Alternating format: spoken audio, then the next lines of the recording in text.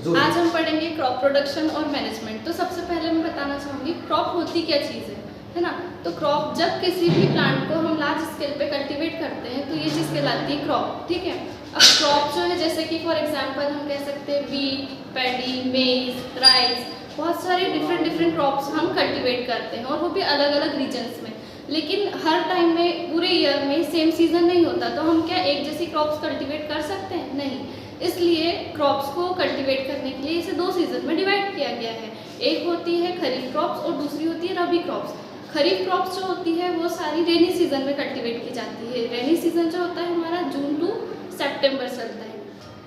Next है rabi crops. Rabi crops का season होता है October to March. For example wheat, mustard and cotton, ये सारी रबी क्रॉप्स में।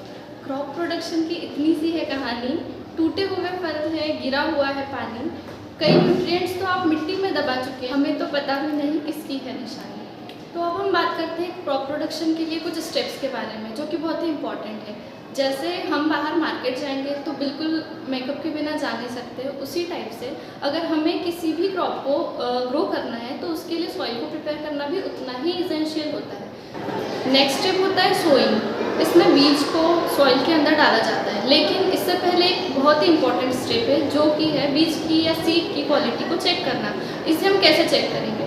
तो इसके लिए एक प्रोसेस किया जाता है जिसमें अगर हम वाटर में सीड को डाल देते हैं तो जो बहुत ही लो क्वालिटी के सीड्स होते हैं वो ऊपर फ्लोट करते हैं और जो अच्छी गुड क्वालिटी के सीड्स होते हैं वो नीचे ड्रोन हो जाते हैं। जैसे टिलिंग और प्लॉइंग।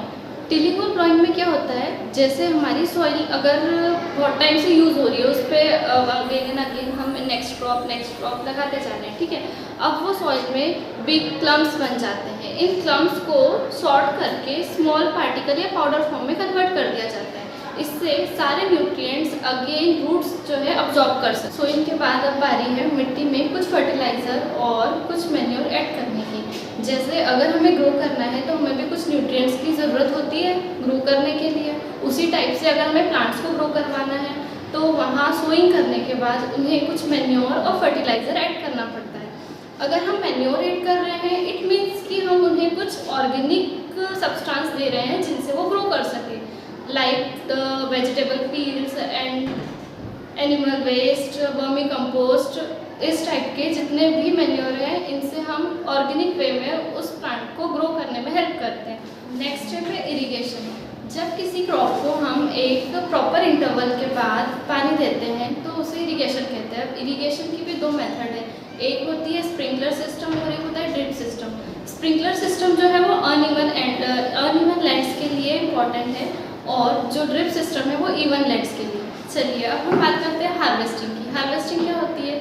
जब आपका क्रॉप जो है वो फुली मैच्योर हो जाती है तब उसको हार्वेस्ट किया जाता है with the help of sickle, जो कि पहले किया जाता था लेकिन अब हम यूज़ करते हैं थ्रेशिंग मशीन, कंबाइन मशीन्स, है ना, इनकी हेल्प से अब हम हार्वेस्ट कर रहे हैं। Now storage. जब क्रॉप रेडी हो जाती है हम उसे कट करके लेके आते हैं तो उन्हें किसी प्रॉपर प्लेस पे स्टोर करने की नीड होती है, ठीक है। अब प्रॉपर स्टोरेज के लिए हमें साइलोज या फिर कुछ गोडाउन्स, वेयर हाउसेज, इन सब की ज़रूरत होती है। तो बड़े लेवल पे इन्हीं चीज़ों पे उसे स्टोर किया जाता है। तो ये थी आपके पूरे चैप्टर की समरी। अगर आपको ये वीडियो पसंद आया है तो इसे लाइक, शेयर और सब्सक्राइब ज़रूर करें।